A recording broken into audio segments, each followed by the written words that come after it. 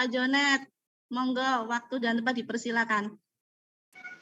Baik, terima kasih Bu Desi, Bu Yuli. Mohon izin kamera saya ini tutup supaya presentasinya lancar. Saya share screen dulu.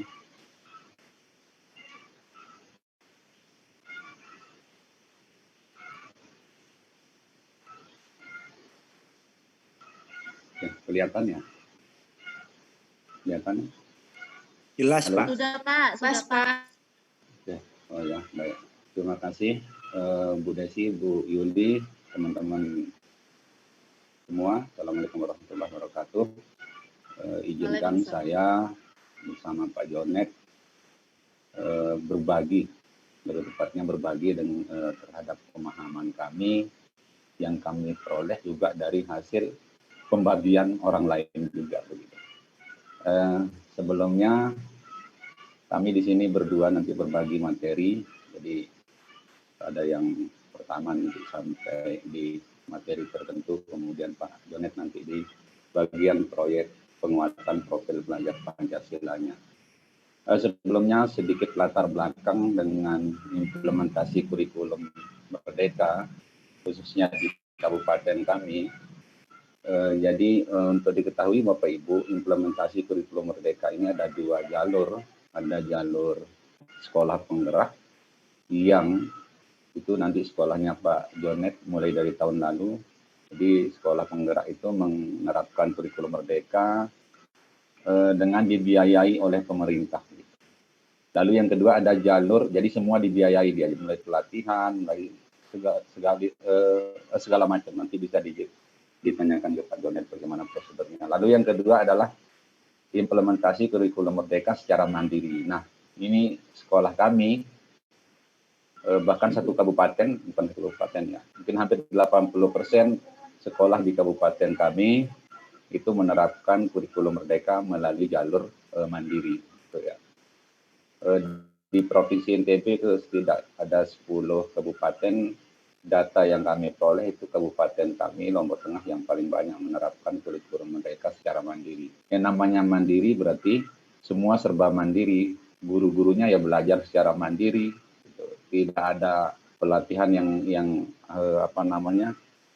yang resmi seperti kurikulum sebelumnya itu. Jadi benar-benar kami harus belajar mandiri. Jauh hari, mulai dari platform Merdeka Mengajar bulan April, kalau tidak salah saya ingat, itu mulai di launching oleh Kemdikbud, jadi kami menginstal, kemudian kami belajar di sana secara mandiri. Sehingga pada saatnya kurikulum ini diterapkan, alhamdulillah kami sudah sedikit memahami begitu. Lalu kemudian kami berbagi di sekolah, di MGMP, lalu berbagi di beberapa sekolah. Alhamdulillah saya dipercaya di kabupaten ikut mengisi kegiatan-kegiatan tentang kurikulum Merdeka, setidaknya sekitar beberapa ya 5 atau 6 lokasi gitu. Ada yang satu lokasi, kadang satu kecamatan atau satu yayasan gitu. Jadi berdasarkan pengalaman itu nantinya Bapak Ibu teman-teman mungkin lebih banyak kita berdiskusi terhadap pemahaman-pemahaman yang akan kami bagikan. Baik Bapak Ibu, saya mulai presentasi sedikit ulasan singkat tadi. Jadi materi ini juga adalah bagian dari materi presentasi kami di beberapa kesempatan tersebut. Jadi saya membagi menjadi beberapa bagian. Bagian pertama tentang struktur kurikulumnya. Nanti beberapa slide mungkin akan saya lompati karena saya yakin Bapak Ibu sudah memahami. Jadi untuk dasar Bapak Ibu jika ingin mempelajari, memahami tentang kurikulum Merdeka sebenarnya ada dua dulu. Yang pertama adalah keputusan Mendikbud nomor 262 yang sebelumnya nomor 56 sekitar bulan Agustus atau Juli saya lupa, itu diganti menjadi 262. Sama yang kedua adalah panduan pembelajaran dan asesmen yang terbitan tahun 2022. Karena tahun 2021 juga ada banyak sekali perubahan. Jadi saya menyebutnya kurikulum ini agak labil sedikit ya. Saya sebut labil karena perubahan sering terjadi seperti ini. Jadi di tahun ini saja ada 2 kali berubah gitu. Lalu yang ini tahun lalu yang digunakan oleh Pak Jonet tahun 2021 juga berubah. Bapak Ibu untuk mendapatkan file ini bisa nanti membuka di guru gawah tadi. Nanti di menu-menu ini ada semua. Kalau yang tadi itu Bapak Ibu bisa membuka di panduan pembelajaran yang ini. Yang pertama di sini. Nanti Bapak Ibu akan ditampilkan semua pedoman panduan ada di sini semua. Ya, kan nanti kalau ada kesempatan untuk membuka kembali. Berikutnya, jadi secara umum kurikulum Merdeka itu yang membedakan dari kurikulum sebelumnya adalah di bagian kegiatan utama. Jika pada kurikulum sebelumnya, saya bilang sebelumnya ya kurikulum 2013, 2006, kurikulum sebelumnya saya mendapati kurikulum itu sejak tahun 2000 saya menjadi guru. Jadi semua itu sebenarnya pembelajaran saja isinya kan biasanya 10 atau 11 mata pelajaran. Nah di kurikulum Merdeka jadi isi kegiatan utama di sekolah itu sebenarnya ada 2. Jadi ada tambahan lagi selain pembelajaran yang 10 mata pelajaran itu ada proyek penguatan profil pelajar Pancasila. Untuk memudahkan penyebutan saya singkat saja dengan P5. Yang mana alokasi waktunya sekitar 20-30% dari total jam pelajaran yang disediakan oleh pemerintah selama 1 tahun. Artinya jam pembelajaran yang ada diambil oleh P5 ini sekitar 20-30%. Sehingga pembelajaran 10 mapel tentu akan berkurang jumlah jamnya.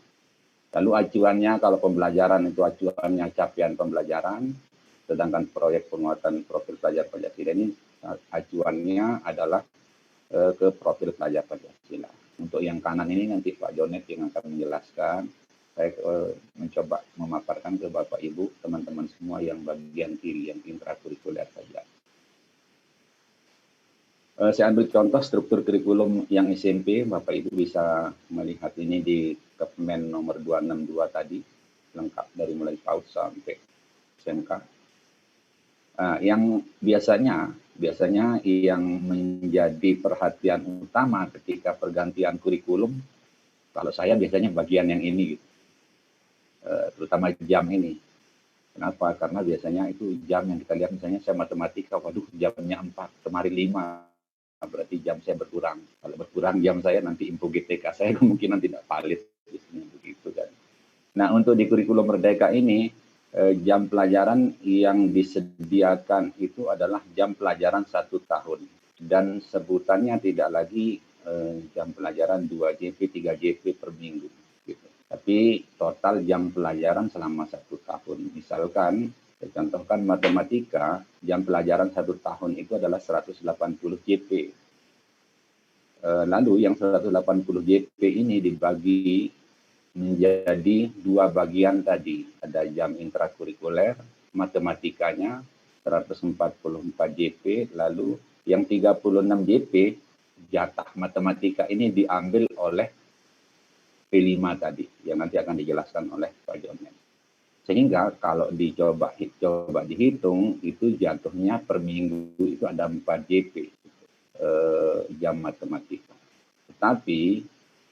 Tetapi ini yang perlu mungkin kita pahami bersama, di Dapodiknya nanti yang akan terhitung itu adalah 180 JP. Jadi Dapodik kurikulum Merdeka di sekolah kami sudah keluar. Jadi matematika di sana tertulis bukan 4, tetapi tertulisnya adalah 5. Jadi alokasi P5 yang diambil 36 ini, yang setara kira-kira 1 JP ini, tetap masuk ke pelajaran matematika untuk jamnya. Tetapi pada kenyataannya saya mengajar matematika itu hanya 4 JP saja. Saya ini sekarang mengajar matematika di kelas 7 itu 4 JP. Karena 1 JP diambil oleh proyek. Nah, yang salah persepsi, saya lihat banyak sampai sekarang, bahkan di kabupaten saya, beberapa teman itu chat mengartikan ini, yang 36 yang 1 JP ini. Banyak mengartikan matematika, ini proyeknya matematika, jadi ya matematika, guru matematika yang masuk. Sehingga nanti ditulis di sana proyek matematika, sini proyek bahasa Indonesia, itu yang terjadi. Jadi Bapak Ibu untuk diketahui 36 JP ini dijumlah semua. Jadi jamnya saja yang diambil, tetapi proyeknya beda. Ini proyek lintas mata pelajaran. Jadi jumlahnya 360 JP, itu nanti ada penjelasan nanti oleh Pak Jonet. Jadi bukan proyeknya matematika, bukan proyeknya IPA. Jadi hanya diambil jam saja, nanti digunakan oleh P5 ini. Begitu. Lalu berikutnya ada bagian kedua tentang pembelajaran intrakurikuler. Ini yang sempat kita bahas kemarin. Jadi pemerintah hanya menyediakan capaian pembelajaran saja. Lalu strukturnya, tugas kita, guru itu adalah menyusun tujuan pembelajaran berdasarkan CP yang disediakan oleh pemerintah. Nah, TP ini karena belum terurut, jadi kita turunkan lagi, kita urutkan menjadi alur tujuan pembelajaran. Berdasarkan TP, ATP inilah baru kita kemudian menyusun perencanaan pembelajaran bersama atau dengan asesmennya.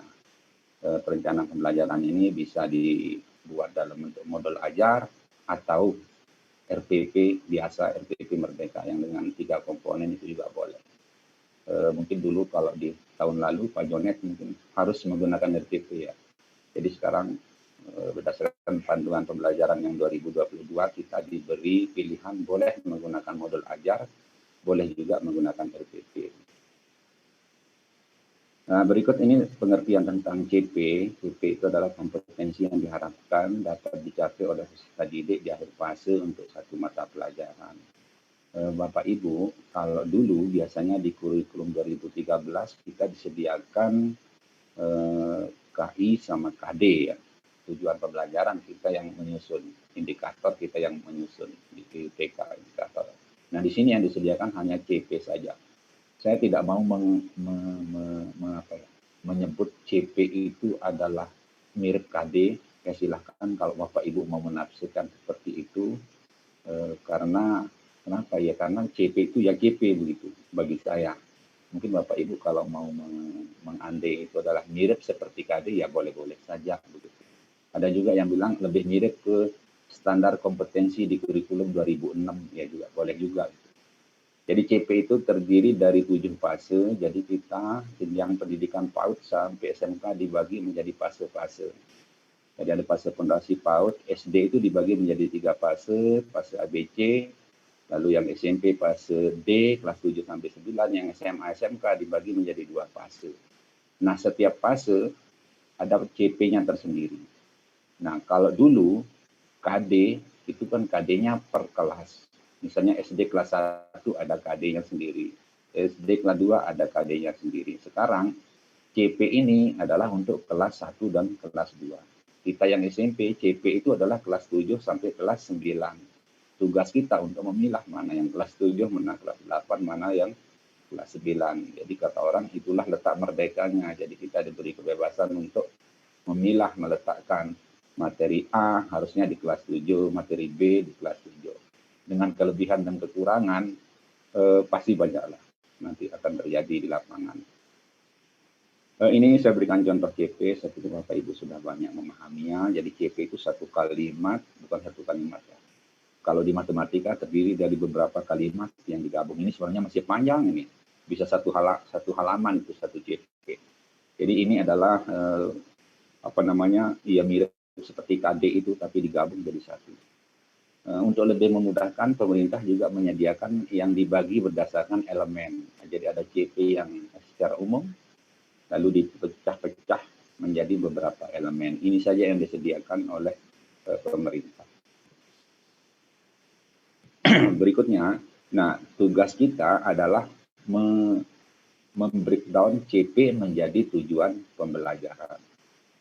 Komponen tujuan pembelajaran berdasarkan pedoman pembelajaran dan asesmen itu ada 2, ada kompetensi dan ada lingkup materi. Itu yang pernah saya sampaikan ya di Bu Desi kemarin, ketika Bu Desi mengatakan ABCD ya dulu di K13, tapi di sini kita diminta minimal ada kompetensinya dan minimal ada lingkup materi atau kontennya.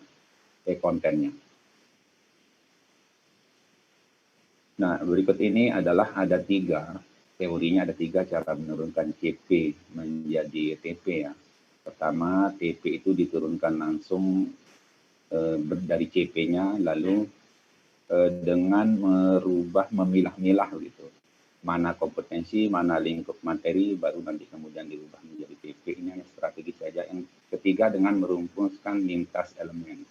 Berikut, tolong nanti dikasih ini kode saya Pak Jonet kalau kiranya waktu. Ini ada CP, TP, ATP buatan saya. Kelihatan Bapak Ibu. Jadi ini saya susun sendiri. Ini CP yang disediakan oleh pemerintah. Ya, segini banyaknya. Lalu ini juga disediakan oleh pemerintah. Sebenarnya sama ini dengan yang ini, tapi ini sudah dibagi berdasarkan elemen-elemen. Nah, tugas kita adalah men-breakdown CP yang tadi menjadi TP. Jadi saya menggunakan cara menurunkan yang ini tadi. Saya menggunakan cara yang mana? Menurunkan TP, kayaknya saya menurunkan TP secara langsung berdasarkan CP itu. Saya beri contoh mungkin sini ya, peserta didik dapat membuat jaring-jaring bangun ruang dan membuat bangun ruang tersebut jadi jaring-jaringnya. Sebenarnya ini saya potong dari, nah yang ini, peserta didik dapat membuat jaring bangun ruang dan jaring-jaringnya. Di sini ada titik di sini ya. Itu. Saya besarkan. Sampai titik ini saya enter. Jadi yang ini saya copy, saya bawa ke sini. Nah ini kemudian saya terjemahkan menjadi TP. Jadi ada kompetensinya adalah mendemonstrasikan cara membuat. Gitu. Jadi dia peserta didik harus bisa mendemonstrasikan cara membuat. Lalu kontennya adalah jaring-jaring bangun ruang. Tidak ada ketentuan TP harus ditulis sedetail mungkin, gitu ya. Tidak ada ketentuan. Jadi Bapak Ibu diberi kebebasan mau membuat sedetail mungkin silakan. Saya kadang-kadang tidak detail, maksudnya tidak bisa menjadi beberapa kali pertemuan. Kadang-kadang detail tergantung dari kebutuhan saya di sekolah saya. Itu sedikit sekelumit tentang menurunkan TP. Jadi sehingga terbentuklah TP ini. Untuk kode-kodenya dibebaskan, boleh kita buat kode sesuka kita. Saya menggunakan G ini karena ya elemen geometri. Nah, tujuan pembelajaran inilah yang menjadi acuan kita menyusun RPP nantinya. Sayangnya di sini masih untuk kelas 7, 8, 9 belum terurut. Nah, tugas kita adalah mengurutkan yang TP yang sudah dibuat tadi menjadi alur tujuan pembelajaran. Ini hanya memindah-mindahkan saja. Lalu saya beri materi pokok. Ini juga tidak harus jika dibutuhkan, karena kalau saya di matematika sangat butuh itu untuk melihat materi tentang apa. Seperti ini B1, B2 itu masuk ke kelas 7 semester 1. Jadi B3, B4 tidak lagi ada di bab ini, tapi ada di bab berikutnya. Karena tadi memang CP-nya itu untuk 3 tahun. Begitu. Lalu saya menambahkan alokasi waktu di sini, memperkiraan alokasi waktu. Sehingga di sini saya sudah mempunyai tujuan pembelajaran kelas 7 semester 1, saya bagi kelas 7 semester 2. Konsekuensinya belum tentu nanti di sekolahnya Pak Dwi, mungkin yang matematika, aritmetikanya ada di kelas 7 semester 2. Bisa saja beliau nanti meletakkan di semester 1, karena memang kita diberi kebebasan. Sehingga nanti di kelas 7, kalau dijumlahkan, jumlahnya adalah sama seperti yang tertera di struktur kurikulum yang tadi. 144 JP untuk matematika tadi. Itu sedikit tentang CP, TP, sampai kemudian ke ATP. Ini yang tadi saya sudah tunjukkan langsung. Nah, untuk perencanaan pembelajaran seperti saya sampaikan tadi, kita boleh diberi pilihan, boleh menggunakan RPP yang biasa kita sebut RPP Merdeka, minimal memuat tujuan pembelajaran, langkah-langkah pembelajaran, sama asesmen. Asesmennya, asesmen untuk awal dan asesmen akhir saja. Lalu ada yang modul ajar dengan komponen minimum. Komponen minimum yaitu tujuan pembelajaran, langkah, rencana asesmen awal, akhir, sama ini tambahannya media pembelajaran. Media pembelajaran ini ya bahan bacaan, lembar kegiatan, video, dan seterusnya, sampai LKPD. Ada modul ajar yang versi lengkap, ini yang banyak. Ini yang banyak beredar, ada lengkap sekali. Jadi Bapak Ibu bisa melihat paparan saya ini nanti ada di sini. Ada di guru gawah tadi, ada di paparan presentasi ini. Dan kita ini ya, sekali lagi ini diberi kebebasan kita untuk memilih. Ini contoh itu tidak perlu saya sajikan. Lalu asesmen yang tadi itu mungkin yang dulu biasa kita nyebutnya penilaian, ulangan, atau apa ya. Sekarang kita bahasanya diganti menjadi asesmen. Jadi asesmen adalah proses pengumpulan dan pengolahan informasi untuk mengetahui kebutuhan belajar, perkembangan, pencapaian hasil belajar. Nah, jika merujuk ketiga warna ini, kalau mau mengetahui kebutuhan belajaran yang biasa kita gunakan, asesmen formatif di awal, asesmen diagnostik juga termasuk. Lalu yang perkembangan ini asesmen formatif di proses pembelajaran, dan ini yang sumatif ini di akhir pembelajaran. Tujuannya untuk melihat sejauh mana pembelajaran itu hasil dari peserta didik. Untuk diketahui bersama bahwa yang tertuang di raport itu adalah hanya nilai sumatif ini saja. Berbeda dengan tahun lalu ya, mungkin Pak Jonet. Kalau merujuk ke pedoman pembelajaran tahun lalu, formatifnya juga diikutkan nanti di penilaian di raport. Tapi untuk yang sekarang, formatif yang dua ini tidak diikutkan untuk dinilai di raport, hanya sumatif saja. Lalu fungsinya untuk apa? Ya seperti yang biasa kita tahu, diagnostik ya untuk mengetahui kebutuhan siswa gitu. Lalu formatif ya, proses pembelajaran ya, misalnya siswa kita lihat 2x5 tidak bisa ya kita bimbing gitu, kita beri treatment harus bisa, kita beri treatment individual dan seterusnya. Saya kira ini selaras dengan apa yang kita lakukan hari ini di GPK. Baik, ini untuk format raport, ya raportnya sama mungkin dengan K13, hanya bedanya kalau K13 sikap pengetahuan keterampilan, sekarang raportnya jadi satu. Mas ya. Lalu deskripsinya ya sama seperti ya kemarin. Tapi di sini isinya adalah tujuan pembelajaran yang kita rumuskan tadi. Isinya yang menunjukkan pemahaman bla bla bla, perlu bantuan bla bla bla, itu saja. Nah, Bapak Ibu yang perlu diketahui juga, karena ini baru, jadi perangkat-perangkat pembelajaran itu sebenarnya sudah disediakan oleh pemerintah. Jadi kita boleh mengunduh. Kalau biasanya dulu kita ke sana kemari, chat teman, kirim dong RPP-nya, nanti kita ganti identitas sama ganti nama gitu ya. Di belakang minta tanda tangan kepala sekolah. Sekarang itu dibolehkan. Kita tinggal mengunduh di aplikasi Merdeka Mengajar. Saya yakin Bapak Ibu sudah mengunduh. Kalau di HP nanti diunduhnya seperti ini, kalau belum. Lalu kalau di browser seperti ini tinggal diketik guru.kemdikbud.go.id. Jadi seperti ini nanti akan muncul asesmen murid, perangkat ajar, pelatihan mandiri, mana-mana dibuka. Boleh kalau mau mencari perangkat ajar tinggal klik yang ini. Ya, nanti akan muncul perangkat ajar apa saja yang ini isinya ada RPP, ada buku siswa, dan pokoknya kebutuhan kita lah. Ada modul ajar gitu. Semuanya ada di sini. Tinggal kita sesuaikan dengan mapel dan kelas. Mungkin tidak lengkap, iya gitu ya. Mungkin tidak lengkap karena proses untuk bisa terunggah kontributor di sini itu lama sekali kurasinya.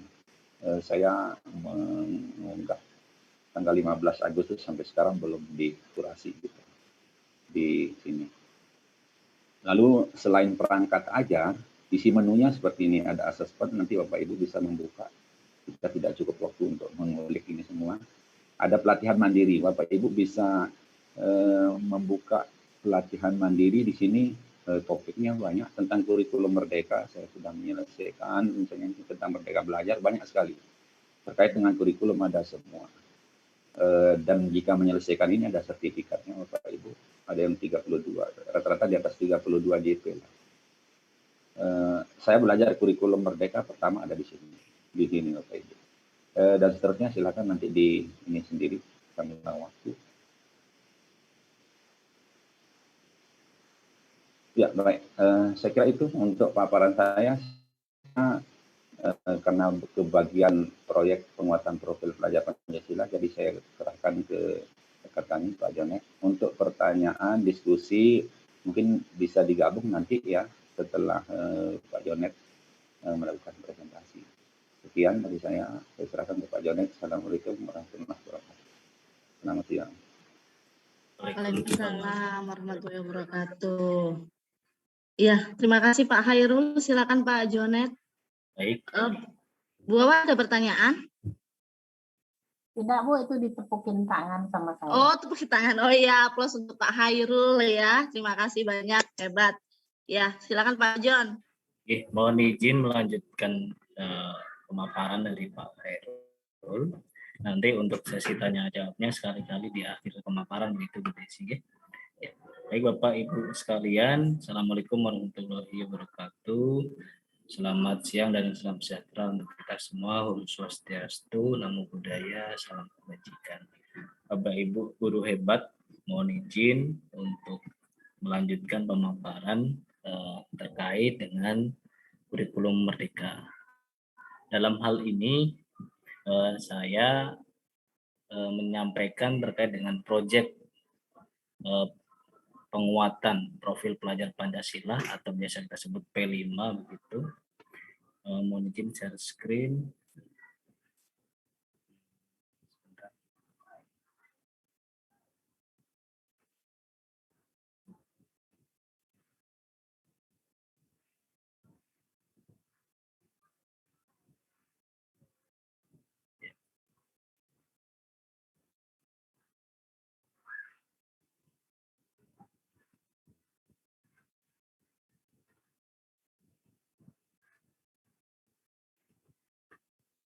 Sudah terlihat Bapak Ibu? Baik. Nah, ini Tiang izin melanjutkan PowerPoint-nya punya Pak Hairul.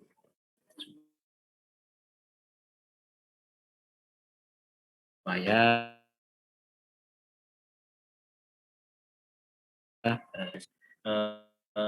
implementasi kurikulum merdeka. Ya, mungkin cakupannya atau ranahnya mungkin ada di penguatan pendidikan karakter. Tapi dalam kurikulum merdeka ini dinamakan profil pelajar Pancasila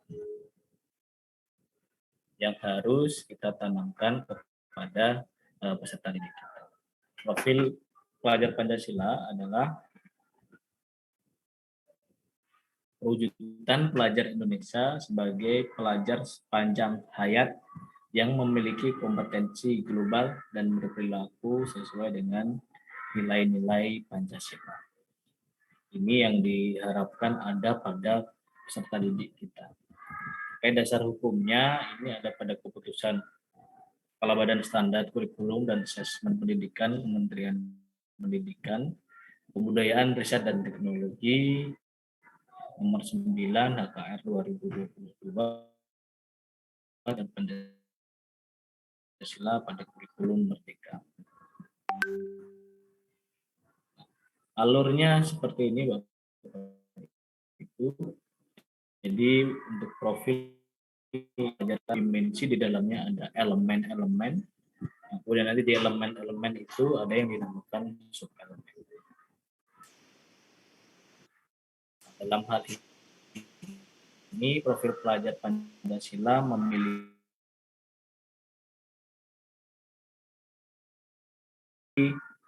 6 dimensi: Tuhan Yang Maha Esa dan berakhlak mulia. Yang kedua, mandiri, kebinekaan global. Kemudian di dalam dimensi itu tadi terdapat elemen-elemen. Nah, seperti di sini beriman dan bertakwa kepada Tuhan Yang Maha Esa dan berakhlak mulia. Elemennya ada 5. Akhlak beragama, akhlak pribadi, akhlak kepada manusia, akhlak kepada alam, akhlak kepada negara. Akhlak bernegara. Mandiri ada 2 elemennya, pemahaman diri dan situasi, serta regulasi diri. Bernalar kritis ada 3, memperoleh dan memproses informasi dan gagasan, menganalisa dan mengevaluasi penalaran, refleksi, dan mengevaluasi pemikirannya sendiri. Kreatif, menghasilkan gagasan yang orisinil, menghasilkan karya dan tindakan yang orisinil, memiliki keluasan berpikir dan mencari alternatif solusi permasalahan. Bergotong royong ada 3, kolaborasi, kepedulian, berbagi, kemudian kebinekaan global dibagi menjadi 4 elemen, mengenal dan menghargai budaya, komunikasi interaksi antar budaya, refleksi tanggung jawab terhadap pengalaman kebinekaan berkeadilan. Nanti kalau untuk lebih detailnya Bapak Ibu bisa buka di ini ya, keputusan kepala badan untuk lebih detailnya. Saya lanjutkan Bapak Ibu. Nah, ini dimensi yang tadi kita sampaikan ada 6.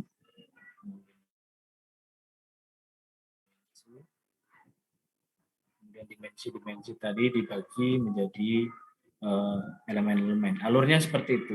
Nah, nanti di elemen itu dibagi lagi menjadi sub-elemen. Nah, seperti yang disampaikan Pak Hairul tadi, bahwa untuk beban mengajar, jam mengajar itu dibagi 25 atau 20 sampai 33% jam mata pelajaran itu diambil untuk digunakan sebagai proyek penguatan profil pelajar Pancasila. Nah, dalam hal ini proyek itu nanti akan merupakan proyek lintas mata pelajaran. Artinya misalkan satu proyek itu merupakan gabungan dari beberapa mapel. Nah, itu akan disiapkan sedemikian rupa untuk waktu, kemudian elemen dan lainnya, yang mana kalau di mata pelajaran nanti itu ada yang namanya modul ajar. Nah, di proyek pun juga kita membuat modul proyek yang harus kita siapkan dalam melaksanakan proyek itu tadi. Nah, kita akan bahas setelah ini. Nah, ini contoh sub elemen Bapak Ibu. Ini misalkan sub elemen. Elemennya tadi adalah akhlak beragama, ini turunan dari dimensi beriman, bertakwa kepada Tuhan Yang Maha Esa dan berakhlak mulia, diturunkan ke elemen berakhlak, elemen akhlak beragama. Sub elemennya ada di sini Bapak Ibu. Bisa disesuaikan sesuai fasenya. Fase A itu kelas 1 sampai kelas 2 dan seterusnya, tinggal disesuaikan. Elemennya ada di sini. Nanti tinggal kita ambil, kita masukkan ke dalam modul proyek penguatan profil pelajar Pancasila. Terkait proyek penguatan profil pelajar Pancasila, ini awalnya kita di pihak sekolah harus membuat yang namanya KO, KOS gitu ya, kurikulum operasional sekolah. Nah, dalam hal ini di dalamnya terdapat beberapa elemen. Kalau boleh saya coba sharing begitu contoh KOS, kurikulum operasional sekolah.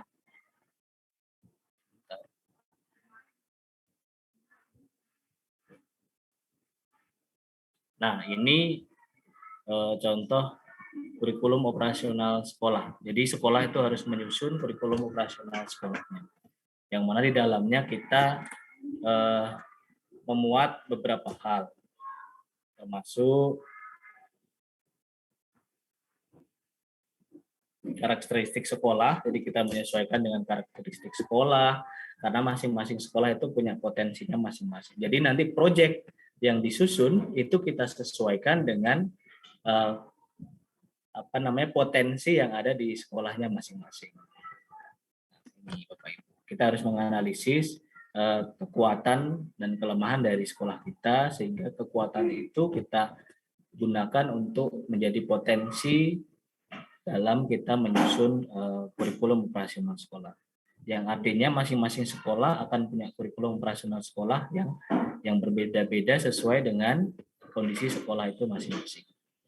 Nah, ini di dalam kurikulum operasional sekolah pun di sini sudah tercantum ini untuk besaran pembagian jamnya tadi sudah disampaikan. Kemudian untuk proyeknya ini Bapak Ibu dirancang di sini. Misalkan ini ada tema, ada bentuk kegiatan, kemudian ada sasaran nilai atau dimensi dalam hal ini, kemudian mapel yang terintegrasi. Nah, seperti ini Bapak Ibu.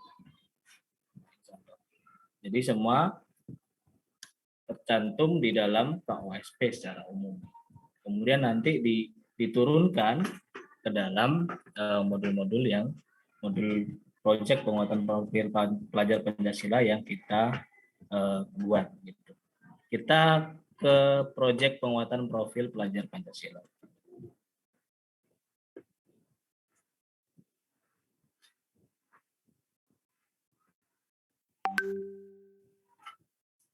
Ya, proyek penguatan profil pelajar Pancasila ini adalah pembelajaran lintas disiplin ilmu untuk mengamati dan memikirkan solusi terhadap permasalahan di lingkungan sekitar. Proyek penguatan profil pelajar Pancasila menggunakan pendekatan berpelajaran berbasis proyek based learning yang berbeda dengan pembelajaran berbasis proyek dalam program intrakurikuler di dalam kelas. Nah, jadi ini nanti Bapak Ibu, proyek penguatan profil pelajar Pancasila terpisah dengan kegiatan intrakurikuler yang tadi disampaikan oleh Pak Khairul.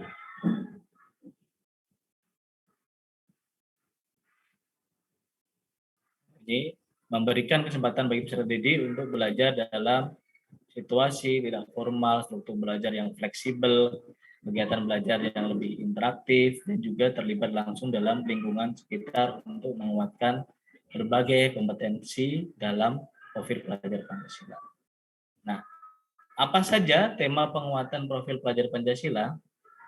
Pemerintah menyediakan 7 tema, Bapak Ibu.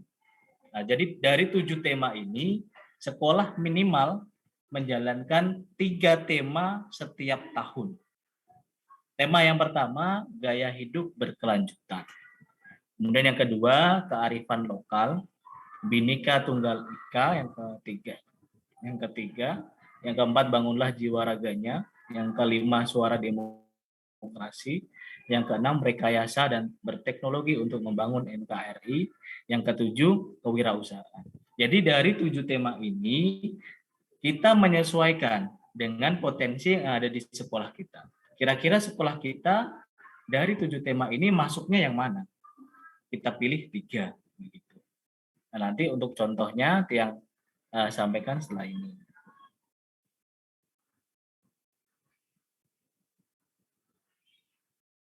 Bagaimana menentukan tema dan topik proyek penguatan profil pelajar Pancasila? Yang pertama, jadi lakukan analisis konteks, latar, potensi, isu yang ada di sekolah, lingkungan sekolah. Nah, misalkan di sini disampaikan, sekolah Anda berada di lingkungan pedesaan, yang sebagian besar penduduknya adalah petani.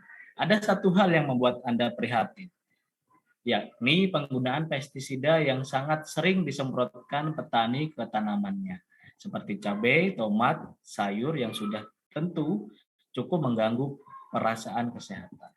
Anda pun berencana membuat pupuk organik yang bahan-bahannya dapat dengan mudah didapatkan. Kira-kira apa ide proyek yang sesuai dengan latar belakang kondisi sekolah tersebut?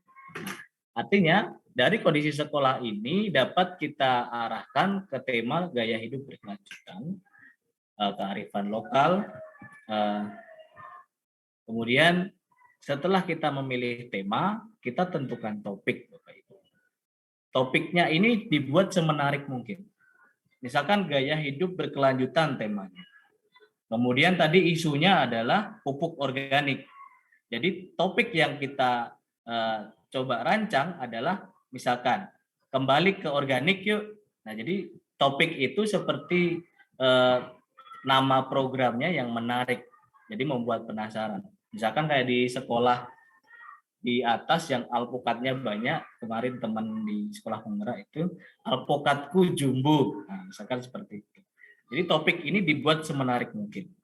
Nah, seperti ini misalkan sehat tanpa pestisida.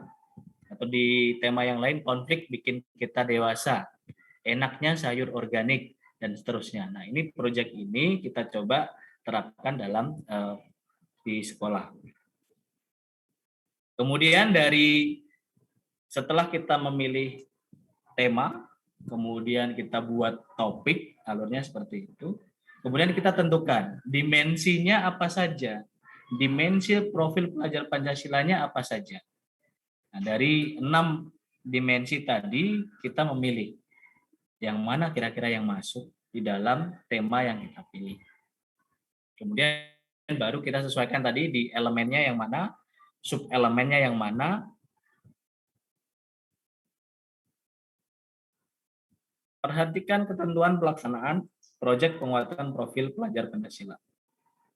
Nah,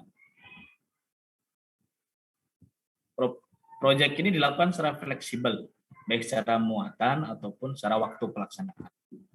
Kemudian muatan proyek profil harus mengacu pada capaian profil pelajar Pancasila sesuai dengan fase peserta didik, tidak harus dikaitkan dengan capaian pembelajaran pada mata pelajaran. Jadi tidak harus dikaitkan dengan capaian pembelajaran yang ada di intrakurikuler tadi, di mata pelajaran. Artinya terpisah.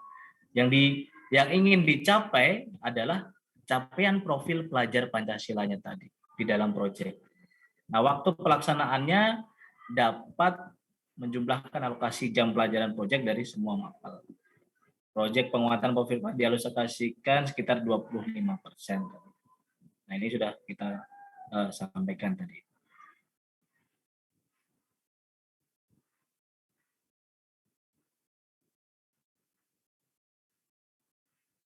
Ini tahapannya, ada tahapan pengenalan, kemudian tahap kontekstualisasi, kemudian tahapan aksi, kemudian tahapan refleksi dan tindak lanjut. Nah, untuk modulnya nanti jadinya akan seperti ini, Bapak. Sebentar.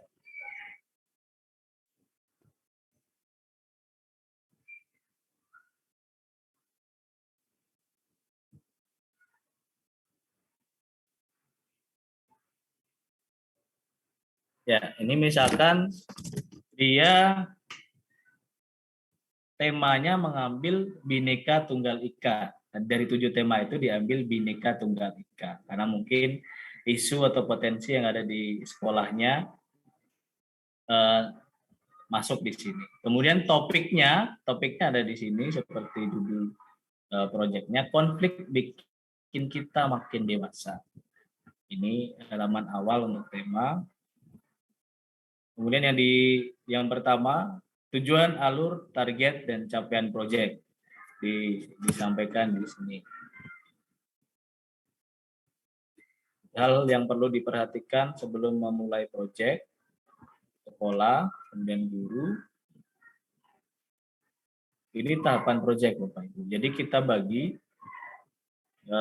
misalkan pengenalan, ini ada games.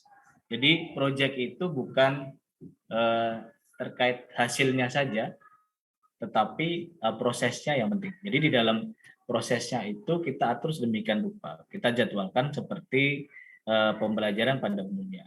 Ada JP-JP-nya tadi yang kita ambil.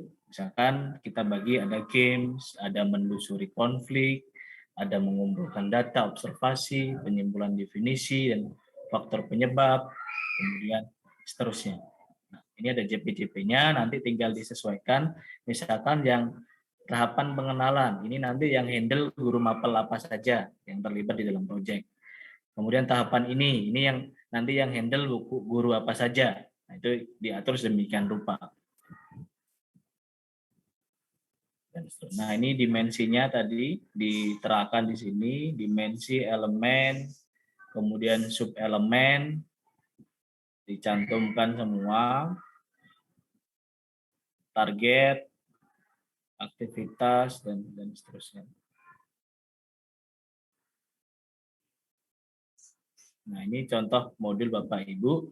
Ini juga tersedia di platform Merdeka Mengajar. Kalau Bapak Ibu kebingungan dalam membuat modul, nanti bisa ambil referensi di platform Merdeka Mengajar yang sudah dijelaskan tadi oleh Pak Hairul ya. Untuk mengakses platform Merdeka Mengajar, Bapak Ibu cukup menggunakan akun belajar.id. Kalau lewat HP bisa diakses lewat Google Play Store ya, download aplikasinya, kemudian login pakai akun belajar.id, dan di situ sudah tersedia tadi perangkat ajar, kemudian assessment, dan lain-lain seterusnya. Nah, dalam hal ini proyek penguatan profil pelajar Pancasila yang tadi dibagi jamnya 25% sampai 33%, itu perlu kita atur jadwalnya juga, Bapak Ibu. Dalam hal ini ada dua pilihan, bisa secara reguler atau konvensional, bisa secara blok. Nah, misalkan kalau konvensional kita atur, misalkan setiap hari Sabtu itu khusus untuk proyek penguatan profil pelajar Pancasila. Di sekolah saya seperti itu, jadi setiap Sabtu kita ambil hari itu untuk khusus proyek penguatan profil pelajar Pancasila.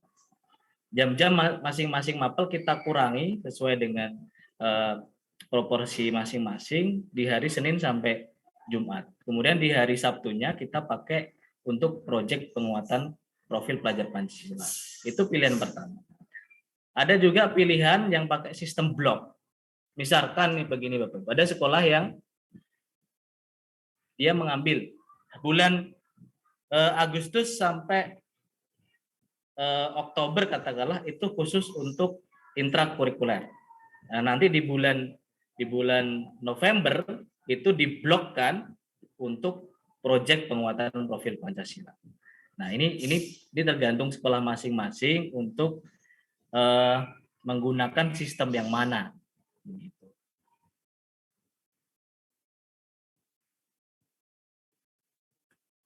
Kemudian kalau di sekolah saya itu kita proyeknya adalah kita membuat kolam lele, Bapak Ibu. Jadi sekolah saya itu daerah pesisir. Nah, anak-anaknya banyak yang anak petani, sehingga kita prefer untuk budidaya ikan. Nah, ini contoh. Jadi di sekolah itu kita buat kolam dari terpal gitu. Nah, kita membudidayakan lele.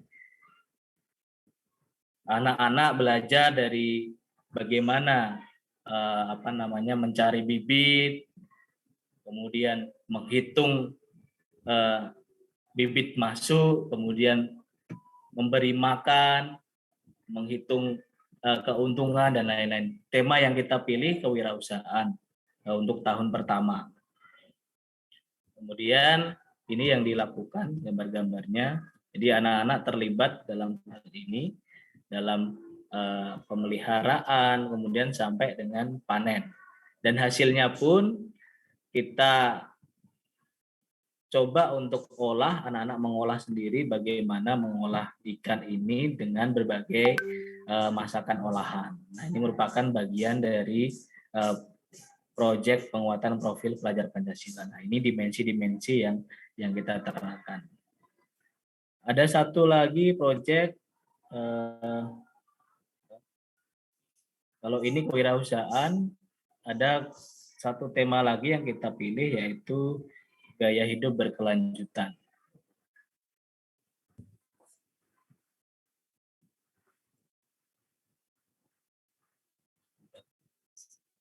Nah, dalam tema gaya hidup berkelanjutan kita mencoba eco break, Bapak Ibu. Jadi kita mengumpulkan sampah-sampah plastik, anak-anak diminta bawa botol satu-satu, botol kosong, kemudian ditulisin namanya, sampah-sampah plastik dikumpulkan dalam tong-tong yang sudah kita pisahkan antara organik dan anorganik. Kebetulan di sekolah saya ini dekat dengan tambak udang, sehingga tong-tong bekas kaporit itu kita minta bantuan dari tambak, kita ambil, anak-anak sedemikian rupa memisahkan sampah organik dan anorganik.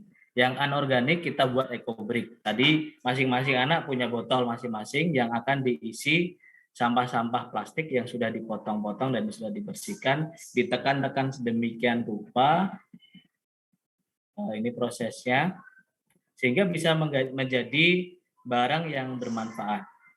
Nah, misalkan bisa dibuat meja ataupun kursi di dalam sekolah, di taman-taman begitu. Nah, ini juga ditimbang beratnya. Jadi nanti anak-anak yang memenuhi timbangan itu kita ganti ekobriknya, tiap penuh kita kasih Rp2.000 untuk ekobriknya, sehingga gaya hidup berkelanjutan ini dapat tertanam di dalam diri anak-anak.